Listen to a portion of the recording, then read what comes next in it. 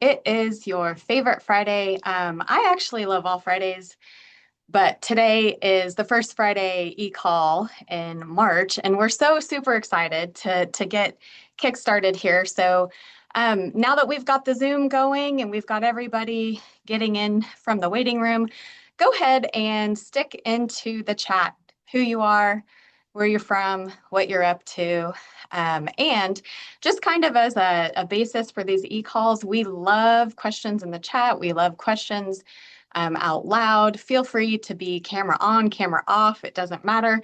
Really, we're here to have a really great conversation about entrepreneurship. So with that, it looks like we've got a pretty great crowd this morning, and we will go ahead and get started. So I am joined today with a lot of my K-State colleagues, but Jennifer Tidball, how are you today? Hi, Jessica. Good morning, everyone. Good to see some familiar faces and names on the call. So happy to see you guys. Yeah, so Jennifer joins us from the Sedgwick County Extension Office, and so we really do span good portions of the state today. All right, well, let's get kick-started here. We have a couple slides. I promise not to chit-chat too much in the front end because we have some fantastic guests waiting to share their information with us. So, all right, let's get started. All right, so welcome to the First Friday e-call. This has been a long-standing call that Extension has supported, and this work is really made possible by the amazing community vitality team here at Kansas State University. And our team works with communities across Kansas to really focus on topics like entrepreneurship, downtown development, housing, childcare, small business support. So if you know those amazing folks out across the state, we are really grateful to have that. So Jennifer, go ahead and switch over to the next slide here. We have a QR code if you're interested in learning a little bit more about some of the previous e-calls that we've had here at Kansas State University. Our fearless leader, Nancy Daniels, has been leading these calls for the past 10 years. And so here are just some of the high-level topics that you can dig into from previous guests that we've had at K-State. And with that, we've actually got some upcoming information that I'd like to share with you.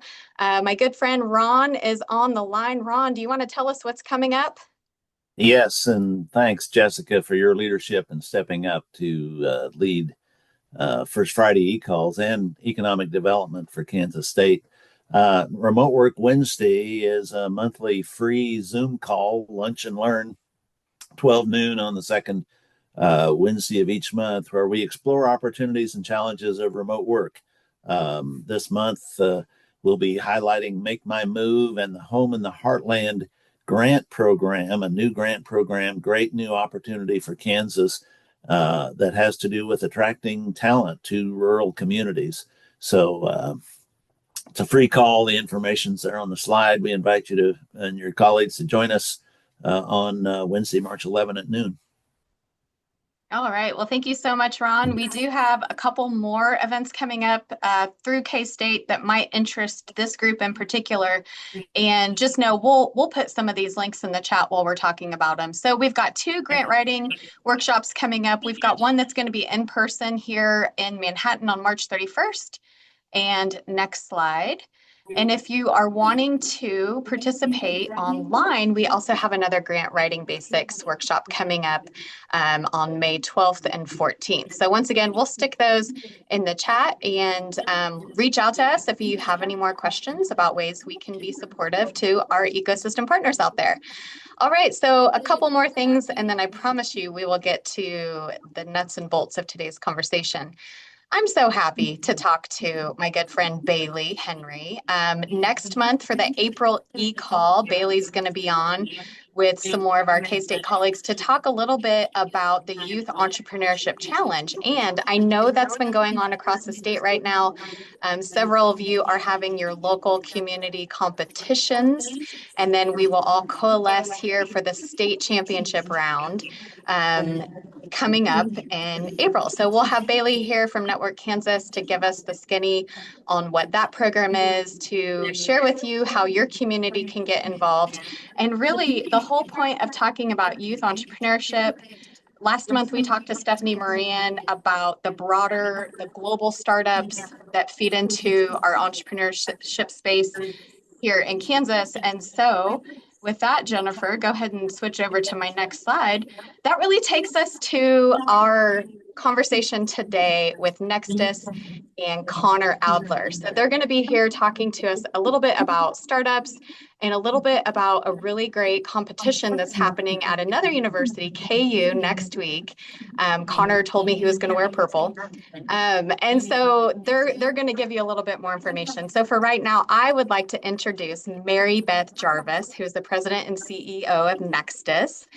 And so Mary Beth really leads this organization to strengthen the startup ecosystem here in Kansas. So with that, Mary Beth, how are you? Thanks for joining the call. I am well. I'm just your warm-up act. Yeah. Connor's the headliner this morning. So as our investment manager, he gets to really lead the way on this upcoming event that we'll talk about. But I did think it might be helpful to start a little bit with the who we are and frankly help sort of lean you guys into how you integrate your economic development heads, your community building heads with this business of helping entrepreneurs and innovators thrive around our state. So I'll go through just a few slides about our purpose and kind of what we're up to. I'll lead into our capital work, this incredibly energizing business of mobilizing early stage growth capital for innovation-based startups and entrepreneurs. Kick it to Conor. We'll tag team for just a little bit, and we'll end with a rundown of this thing that's coming up on Tuesday, which folks still have time to become a part of. And then we, of course, will be ready to take questions. While I've got my screen share, I won't be able to see chat. So maybe Jessica or Jennifer holler if there's like a, hey, stop her right now and answer a question. And I'll be happy to. As my husband will attest, I am impossible to derail. So please, folks, feel free to interrupt. So We have your back, NXTUS Mary. is- Don't worry. Mary, Perfect. don't worry.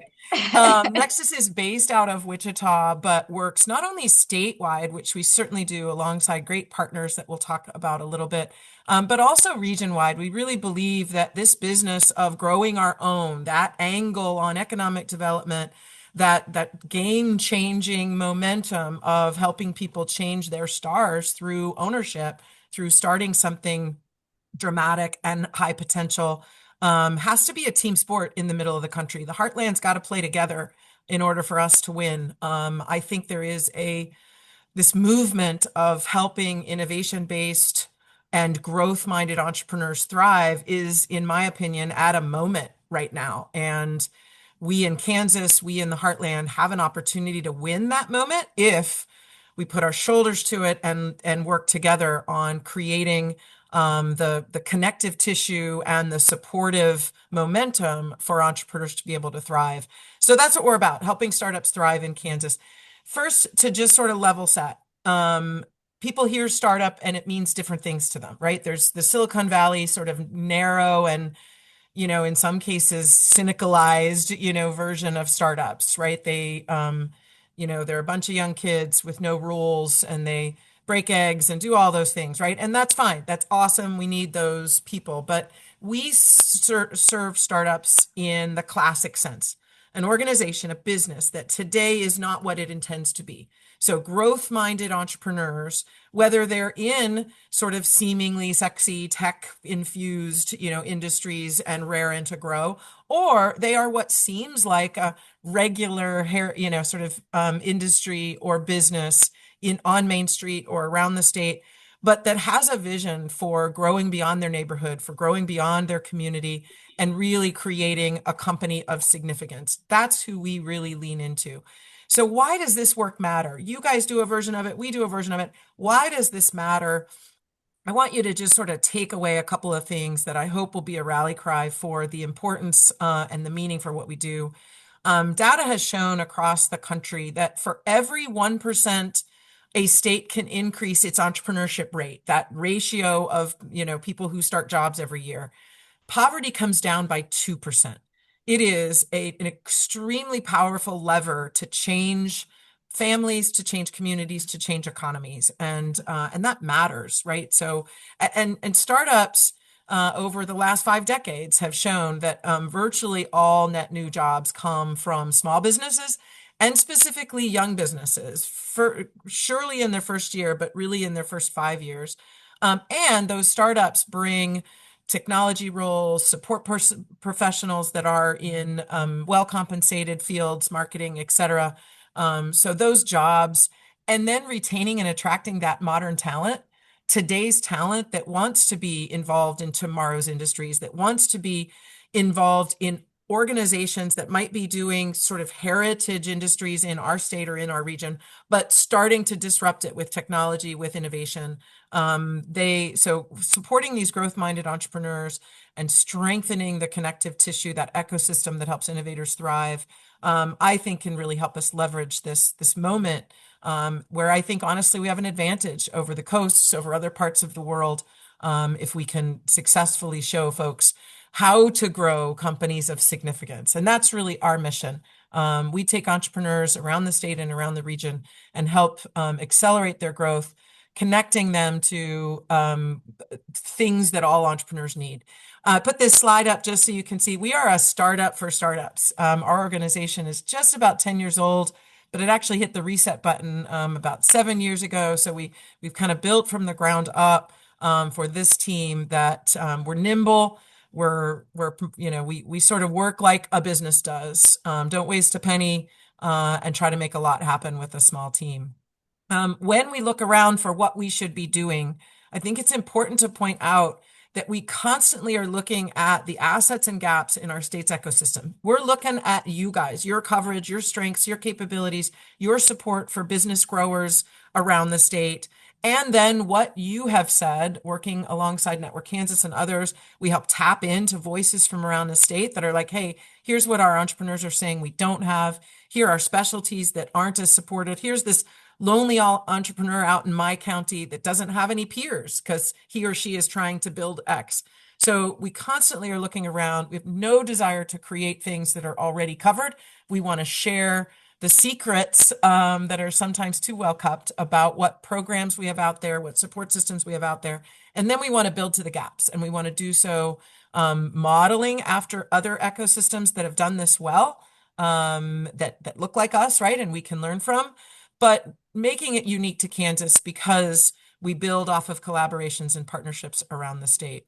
So at the core of what we do is the entrepreneur, and they need connected in our minds, and as we look around ecosystems around the country, to three things.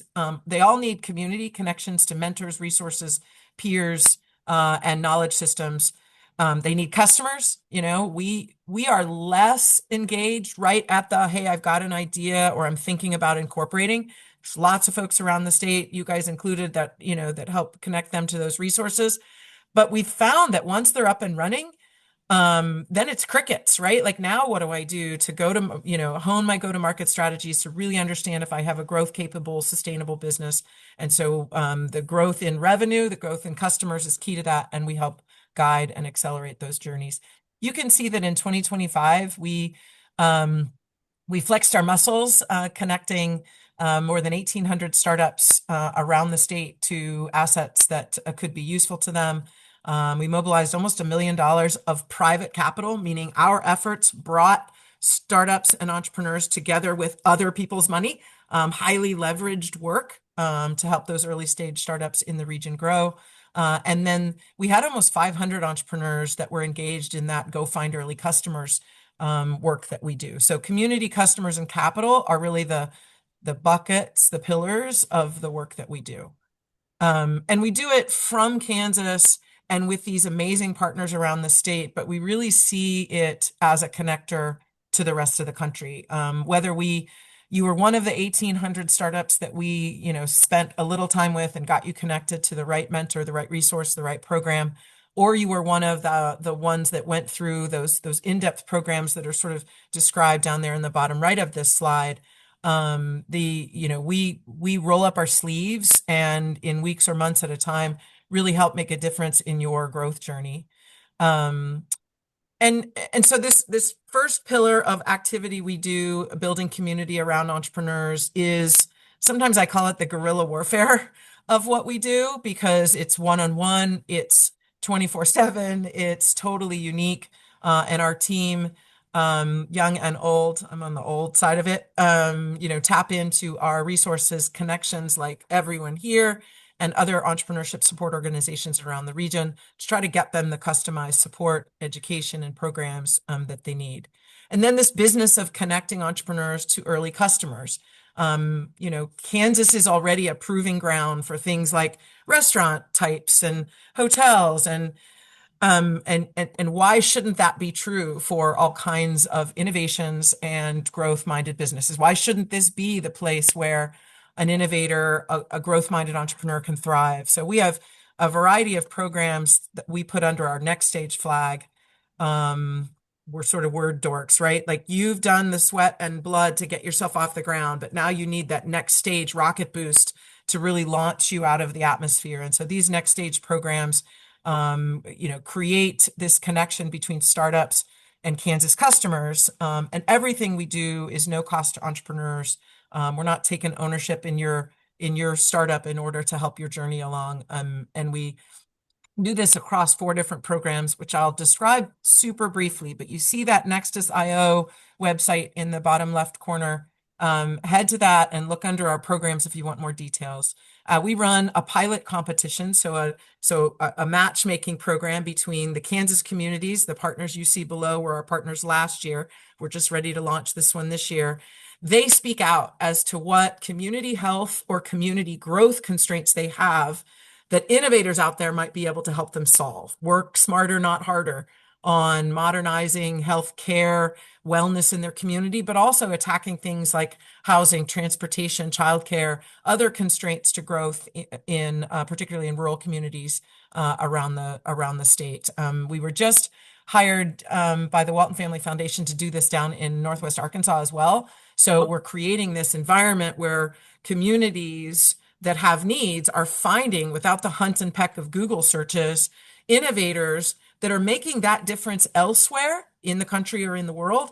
And we're going to be proving grounds for those innovations. Why should we be last on the list for tomorrow's great tools? Why not first in line to prove things out and work differently in our state to help improve population health and community growth results? We run another another pilot competition in the area of financial technology. Kansas's community banks kind of punch above their weight class, right? They're still out there in communities doing what banks need to do to be, that trusted source of mortgages and bank and loans for your business and community growth. But they need to jump into the modern world. And again, this program helps put them on the first row of bleachers, not the last row in the nosebleeds, to partner with innovators and capitalize on transformations happening in their industries. And so we serve as matchmaker there. And then we have a couple of programs that are, sort of like traditional accelerators in the sense that they're X weeks long and they're, individual roll-ups. This one specifically matchmakes between the up-and-comers and the legacy industries. How does an entrepreneur even know how to engage with a company like Cargill or Coke or with county or city or school district kind of public sector entities around the state? And so we really pull back the blinders and get these groups in a room together. And it's just created so much collaboration and movement between our startups and our industry players. And by the way, we've looked around the country and there is no place that's any good at growing the next generation of change-making businesses that doesn't get corporates and large organizations involved. It just doesn't work if they don't lean in to collaborate, become customers, and teach each other what they need to learn about large and small and how that can move us all forward. And then the customer traction cohort, we just finished the 2026 program. This one is a combination of coaching and roundtables and workshops. These, we take about 20 companies through it every year, and it is that go to market, right? You're making assumptions about what the market will pay for your product.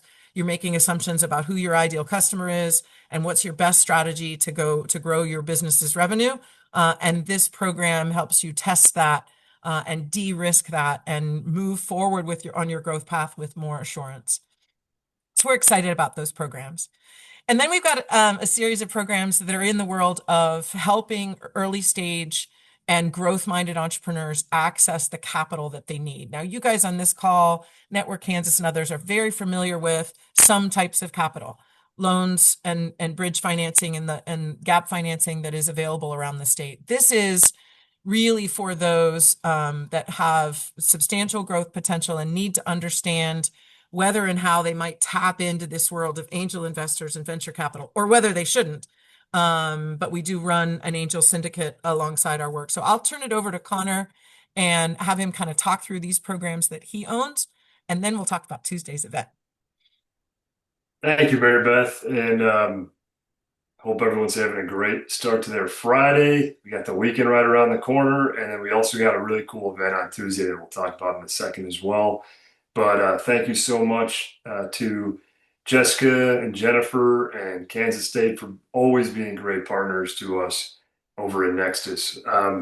So I just want to take a few minutes to give a background on our capital programs.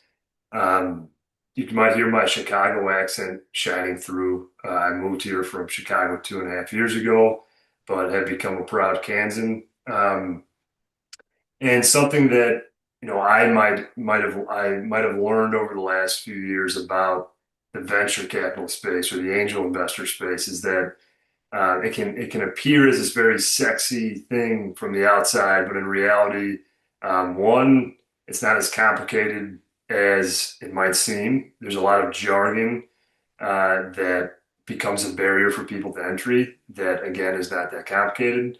And I think there are strong capital stewards across the state that just might not be involved in this type of investing yet. There's a quote from a startup book, and I can't remember the exact name, but the quote is something like, farmers have always been innovators because every season is a new experiment. So there are these great innovators that we have in Kansas that might not be in these large metropolitan areas like Wichita or Kansas City, Topeka, even Manhattan, Lawrence, across the state of Kansas. So I just wanted to start off by saying that we firmly believe that in order to lift up innovators across Kansas, it needs to be a statewide participation. And I'll get into a little bit more later on how I would love to collaborate with some of you on this call on exactly that. But so what is Accelerate Venture Partners? Mary Beth gave a background on NXTUS, a traditional model across the country for entrepreneurial support organizations is that there is an angel network attached to the ESO, the Entrepreneurial Support Organization, the nonprofit. And the reason for that is a lot of these founders, a lot of these startups can't go to a bank to get a loan because they don't have assets to put up as collateral, and they need early stage risk capital, and they need private capital. So we created a angel network back in 2018. The point of that is a few folds. One, it allows for angel investors to pool their money together to invest in one company. And I'll give you an example of that. Say I can only invest $10,000 into a deal, but there's 6 other people that can invest at varying amounts. Say one person's at 50K, one person's at 20K, so on and so forth. We get to 100K as a group. That allows for angel investing to be democratized.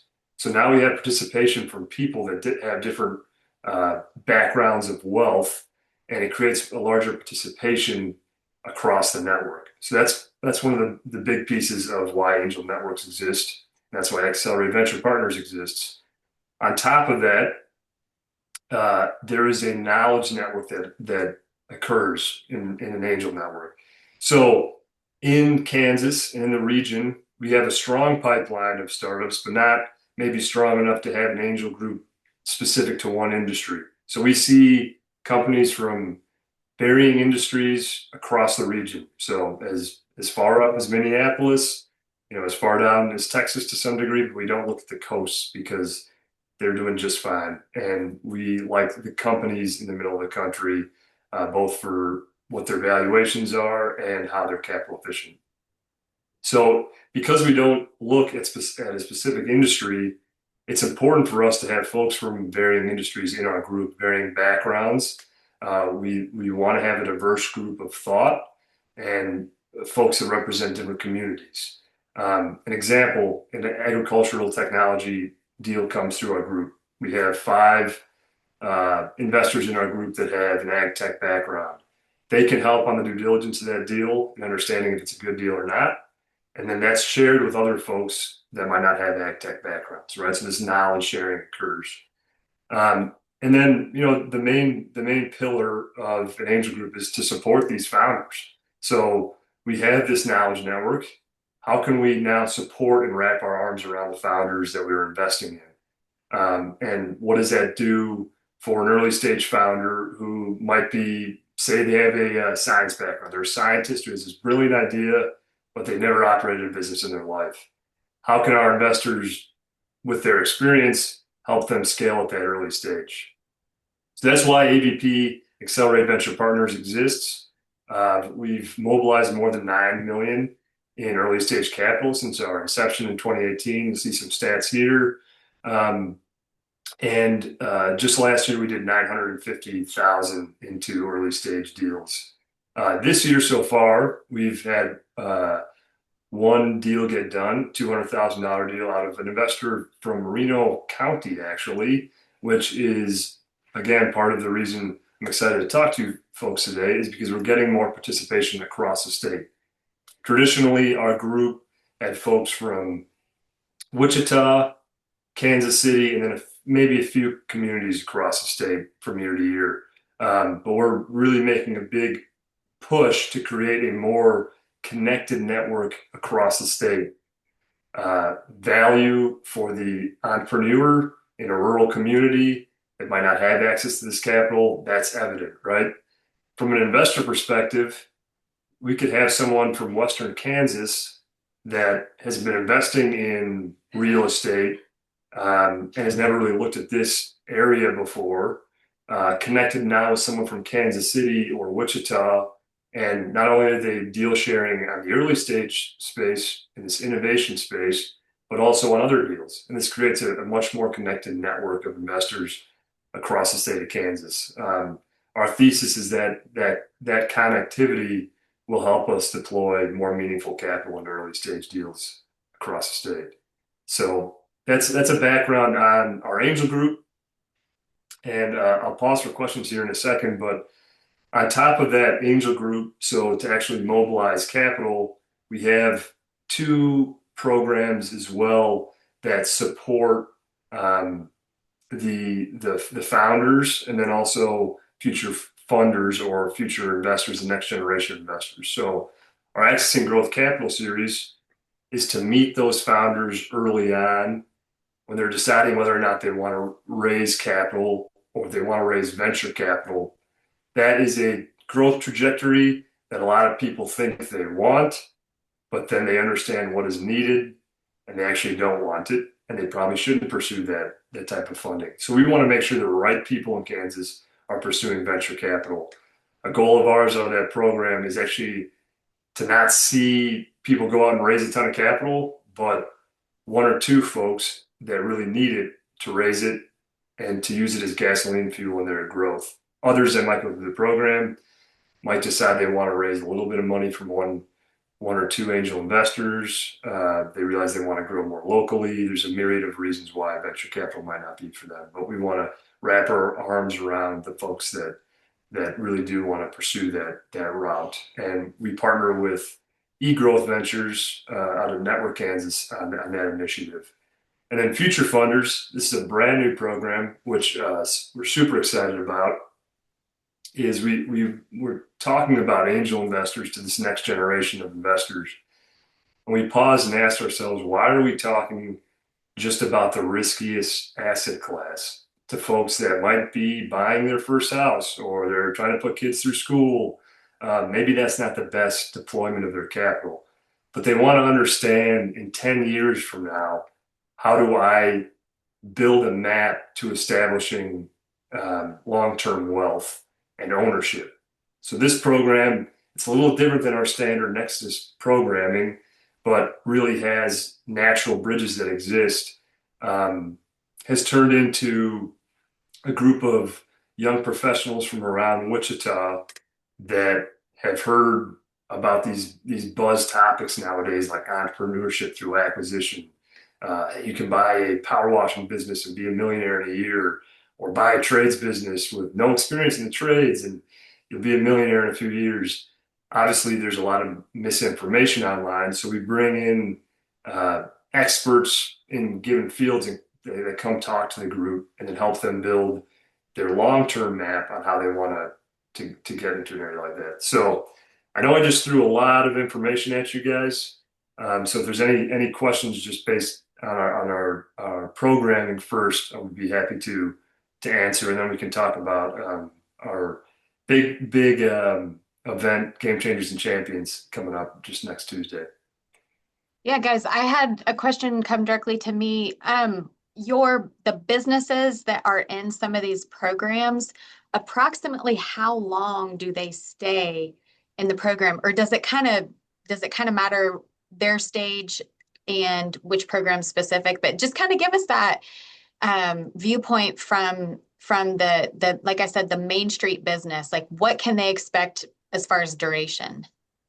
Yeah, so for the Main Street businesses, these programs would not be their typical next step. That is, unless they are trying to scale right now and they figured out an innovative solution to their scaling. Venture capital, again, it seems like a sexy space, but it's based on the power law. So a venture capital fund will invest in, say, 20 companies. Out of those 20 companies, they're expecting one or two to do really well and provide these massive returns that will then pay for basically the rest of the companies that are in the portfolio. So the growth trajectory and potential of these companies has to be so great that someone is willing to put in a good chunk of capital at a very early stage when there might not be that much traction, but there is a lot of potential. So we, in our Exit and Growth Capital series, for example, we've had a few companies come through that think they want that type of growth, but realize they want to build a very steady, healthy, cash flowing business, more capital efficient business than maybe your typical venture capital, investment would be. And that's part of, our new thesis around that program is to make sure that if you're going to go down that route, like, what are your expectations just from day one and thinking 5 years from now? Because an expectation of venture capital, an expectation of these investors is that there's going to be a liquidity event. There's going to be an exit. There's going to be a return to the investors. And that return better be good enough where investors are going to put their money into your business over, say, the public markets and receive a nice return. And then just Hey. broadening that answer across the NXTUS programs, there are some programs that are a light lift. You apply if it looks like you're going to get traction, for example, in one of our pilot competitions, to match with a prospective customer to do a pilot, to do an implementation, to get a contract. You could go from the hour it took you to do an application to some Zoom calls and some electronic coordination. And then if you're really successful, if there's real traction for you to grow, then you might, need to come into Wichita for a couple of days and meet face to face with the prospective customers.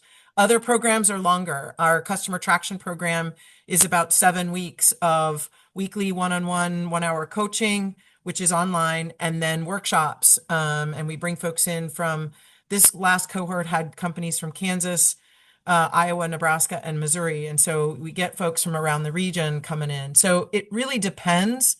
But a Main Street business with some real growth ambitions is most likely headed for our enterprise engagement series or our customer traction cohort or our one-off kind of workshops in our community building. And so checking those out on our website would give the startup a chance or the entrepreneur a chance to see, is this, 15 hours over 2 months? Or in some cases, it's more intensive programs, for days at a time. Fair? Yeah, several access points for folks as they're across the Exactly. state Yeah. and thinking about their own community, big, small, and the different industries. So fantastic. Connor, what is going on next week? Because I'm excited. Beautiful. Yeah, and I'll speak really quick too to rural Kansas and statewide participation from an investor perspective and why, like what our pie in the sky idea is behind that. Um, so I'll use an example. Say there is an investor out of Western Kansas, and historically they've invested in real estate. And the type of innovation that's happening in that part of the state might look a lot different than it's happening in the cities. There might not be that venture capital participation, but all of a sudden, this investor out of Western Kansas hears about a deal that folks in Wichita, in Kansas City, across the state are looking at. That deal might not even be a Kansas-based company. It might be someone based out of Nebraska, but it's a really good deal. And the investors that have this knowledge network have understood it to be a really good deal. So participation from across the state, that rural investor invests. In a few years, there's an exit. Now that investor has this money to redeploy not only into their community, but into potential innovators in this space moving forward that we would like to see come from rural communities. So the participation from rural investors is so fundamental. Like we want to see, when I first came to AVP, I'm like, we don't want to see money moving or leaving Kansas. But if money's leaving Kansas and then coming back to Kansas at a higher return, then that's the best case scenario. So to see that participation is something that we're really hoping to build more inclusive kind of bridges.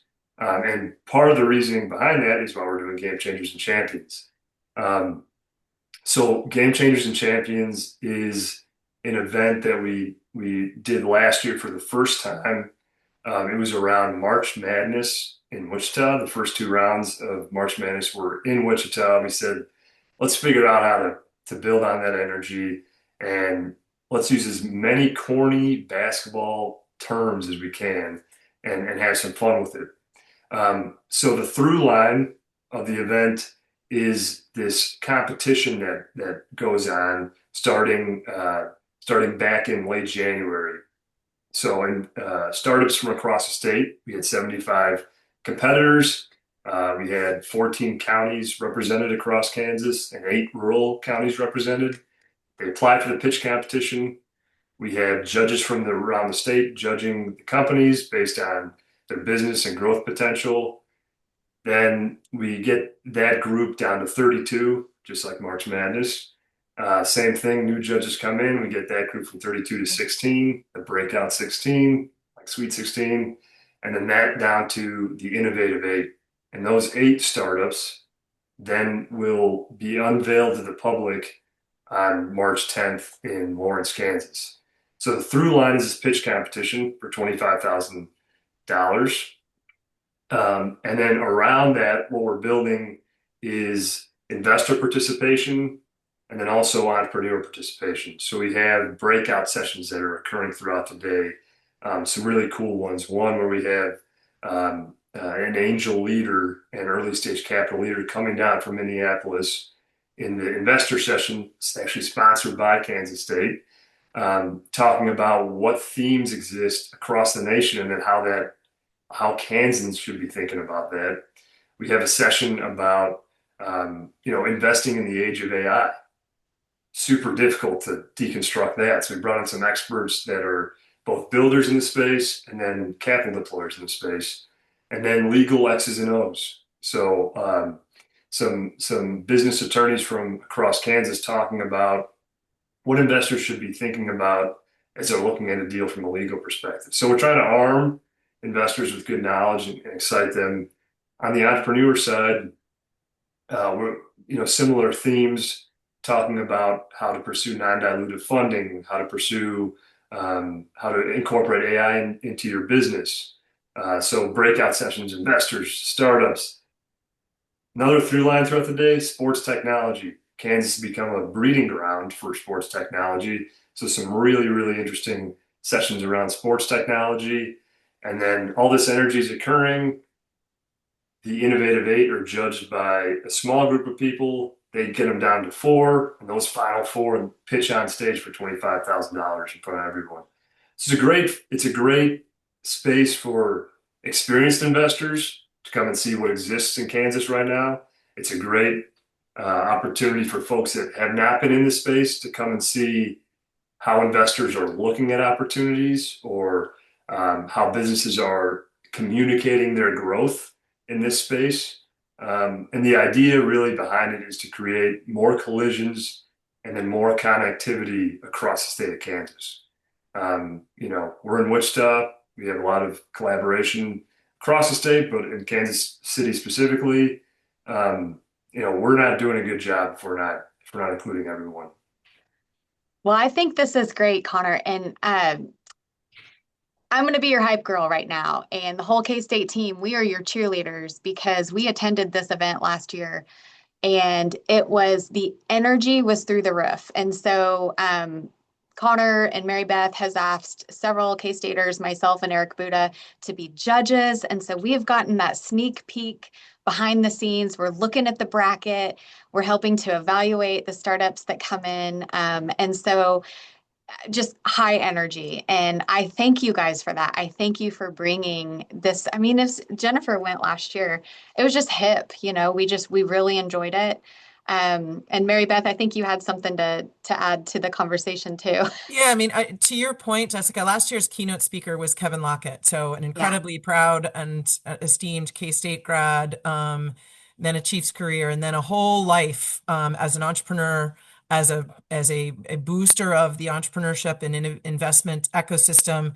He really stood up there and inspired folks to care about this connective tissue, this supportive environment that we're all trying to build. This year's keynote, Neil Sharma, is, a KU grad, all right, fine, and now a Kansas City guy, okay, fine. But he grew up in Western Kansas, and as an innovator, is very passionate about the fact that folks, need to be able to connect with like-minded mavericks, right? And with pathways to growth and collaboration. And this day on Tuesday is really designed to be a pep rally where the hype catches up to the fact that entrepreneurs are building incredibly exciting companies in this state every day. And they will not feel alone on that day, right? They won't feel like an island on that day. No community will feel like it can't touch and connect with and benefit from what we're building around the state and around the region. And they'll get the vocabulary and the surety of kind of knowing where they fit in based on the material. So we're excited. Yeah, okay, fine. This year we'll show off the cool new space of KU's football stadium and their conference center. Who knows? Next year we might be in purple country, right? Like, we want this to feel of the state, by the state. And until last year, we'd never done this. Kansas Department of Commerce was going to try to organize it for last year. They had some staff changes and the momentum kind of got curtailed. And we raised our hand and said, well, what if we did it? And they and others jumped on board, including K-State, to help make it happen. So now we're just going to keep running with it, because going an entire 12 months in between celebrating what's happening and the game changers, the startups, the innovators, the entrepreneurs that are making it happen, and the champions, folks that are beneath them, pushing them forward, connecting them to each other. If we don't at least once a year step back and say, dang, this matters, and dang, we're killing it, then I think we've lost something. So we're excited. Yeah, and just looking at the folks on the call, there's so many that I can pull out that are also contributing to the broader ecosystem of this on-ramp, right? Like, how do we scale the Kansas's place in entrepreneurship and in startups? And so more questions from the audience, guys. Any more questions that you might have about supporting startups? How you can reach out to our fantastic speakers from today, Connor and Mary Beth, the NXTUS team, anything about Gamechangers and Champions. I fully expect it to be another high energy, hip event next week that we're just going to learn a ton of information and make connections that we need. So with that, I mean, I guess speaking about, some folks want your email, Connor. They're going to reach out. So another one of my good friends is on the line here, Bailey. She has no idea that I just called her name, but I always love watching people shock. But listen, so we're talking about the broader ecosystem of startups. We're talking about supporting Kansas entrepreneurs and inventors. Well, Bailey is going to be with us next April to talk about the K-12, the youth side of this. And we have a really great program called Youth Entrepreneurship. So Bailey or even Eric, if you guys want to give us just a little appetizer of what we're going to, oh, Connor, yeah, go ahead. Can I Sorry. just say one thing too, real quickly? The whole mechanism for how we judge the startups that were going through this competition was actually through Venture Dash, which is made possible by Bailey, Eric, and the team in Network Kansas. So very grateful for them. It just goes to show you like the collaboration across the state, and what we're doing with more mature companies, they're doing with the next generation of folks.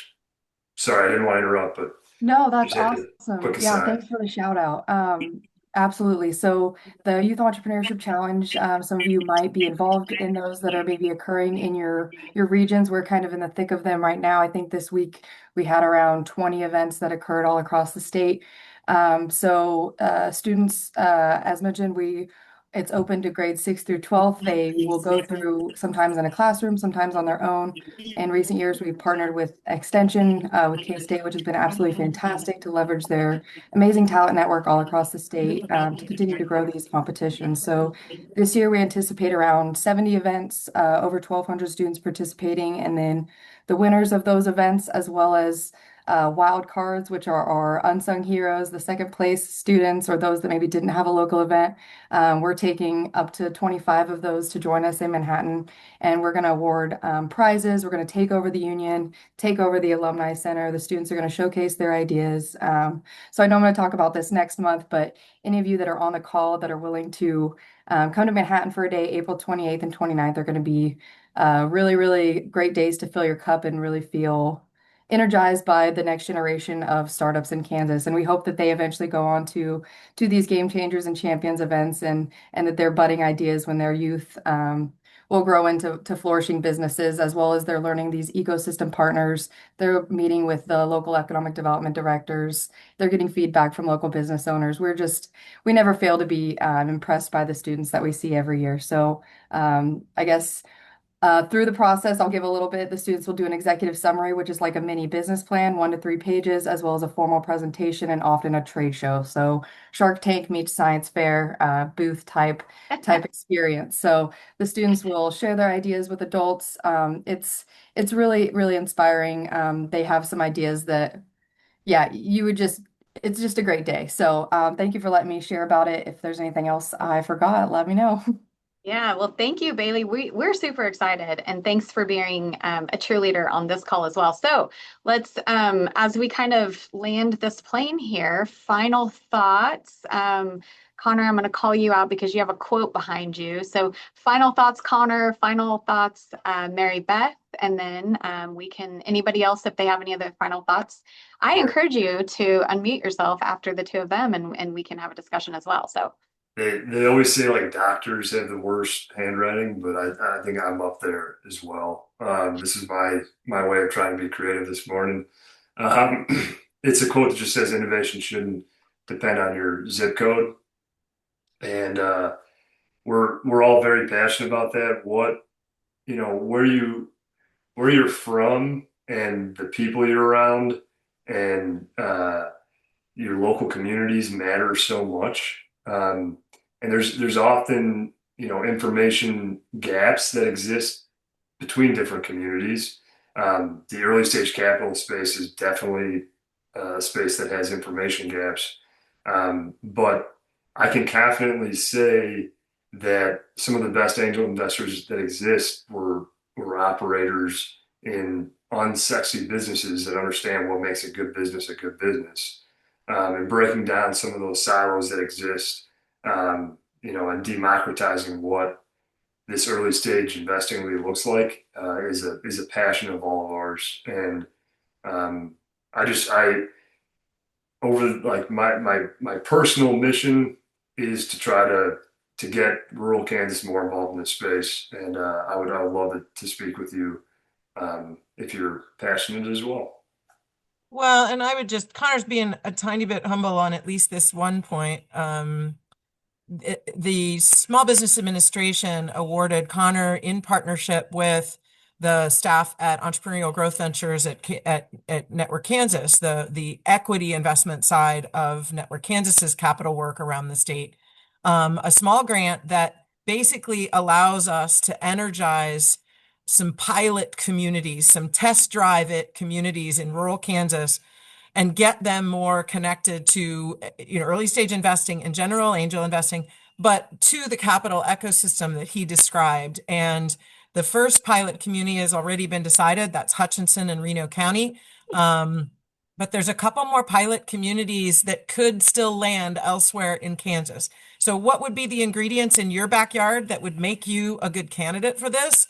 One, you have some folks in your region with means, right? Accredited investors to invest in these early stage ventures have to not be, putting their kids' lunch money at risk, right? So but it's not ridiculous net worths. It's not ridiculous income requirements, but you have to not, you have to beyond your house, you have to have some assets. So if you've got some folks in your region with means. Secondly, do some of those folks have some future minded, some, an innovation background of their own, some business energy of their own, either, still engaged in their own business, or maybe they're at that just about to retire or legacy building stage, and they want to be a part of the journey of growth minded entrepreneurs in Kansas and around the region. So if you think about your backyard and, if you could gather 10 of those people around a breakfast table, then you might be the right candidate for a next pilot community for extending our angel network.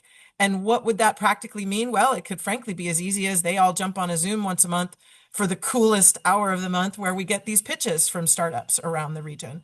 It could be that we create a chapter, if you will, where they come together in community and become a node on this capital ecosystem. So I would just encourage you to follow up with Connor because there's so many corners of our state that have those ingredients, and we want to provide some visibility for this option for builders, business builders, community builders, wealth builders out there to have access to this network. Mary Beth, this is amazing. And thank you for continuing to bring in K-State and bring in KU and bring in Extension and Network Kansas and all of the partners. And this is like the third time I've used this quote in different contexts over the week, so it must be the theme. And the quote is, if you want to go fast, go alone. If you want to go far, go together. And so I see lots of heads nodding right now. And I just, honestly, this has been such a great conversation. I've learned so much. I know that several people in the audience have also learned a whole lot. So final questions for everybody. If you have a question, raise your hand. Feel free to unmute and come off camera.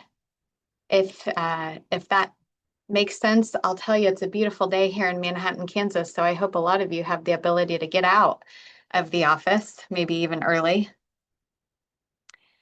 So with that, Jennifer, am I missing any questions?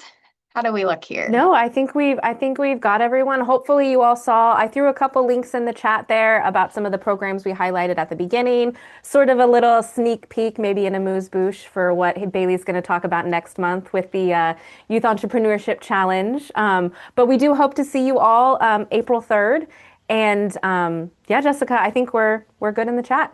Yeah, awesome. Well, thank you, Jennifer. Thank you, Connor. Thank you, Mary Beth. See you next month, Bailey. And folks, let's get after our Friday. And feel free to share this call with a friend or somebody who you've been having conversations with, and you're like, man, I don't quite know how to get from point A to point B. Or if you're interested in some of those community connections that looks like will be on the horizon for different communities in Kansas. So with that, folks, I'm going to give you 5 minutes back on your day today. Jessica and Jennifer, thank you so much for being this connective tissue across the state. And just one closing comment. last year during our Game Changers and Champions, we had this investor session, and I was joined by Trish Braystead, who I'm sure a lot of you know. She's been an angel in Kansas for quite a while, and one of the first angels. But I was also joined by a friend of mine in Wichita, Ron Baker, Wichita State guy, sorry, K-Staters. But he was playing the everyman. So he was asking questions that, I had before I was in the space that a lot of people have around angel investing. Again, there's this terminology and this jargon that's used. And when it's broken down, it's really not as complex as it seems. So I just want to say that like any questions you have are not, quote unquote stupid questions. Um, most of this terms and jargon are just things that we've learned from being in the space for a little bit. But just want to throw that out there. So if Ron can do it, I think everyone else can do it as well. Alrighty. Well, with that, we will see everybody. Have a Thanks, great everyone. Friday. Thanks, guys.